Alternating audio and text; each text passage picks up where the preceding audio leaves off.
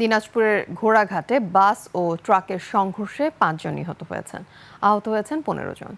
ভোররাত 4টার দিকে দিনাজপুর গোবিন্দগঞ্জ মহাসড়কের নূরজাহানপুর এলাকায় এই দুর্ঘটনা ঘটে।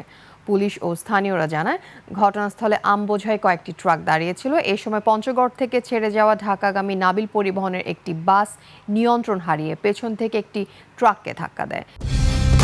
কালার এক্সপার্ট, জর্জ স্যাপ এবং মাইল্ড অন হ্যান্ডস টেকনোলজি সমৃদ্ধ অরিক্স ক্রিস্টাল ওয়াশ আপনার লন্ড্রি এক্সপার্ট। এতে ঘটনাস্থলে প্রাণ হারান 5 জন। খবর পেয়ে পুলিশ ও ফায়ার সার্ভিসের কর্মীরা ঘটনাস্থলে পৌঁছে হতাহতদের উদ্ধার করে। চিকিৎসার জন্য আহতদের মধ্যে কয়েকজনকে হাসপাতালে ভর্তি করা হয়েছে।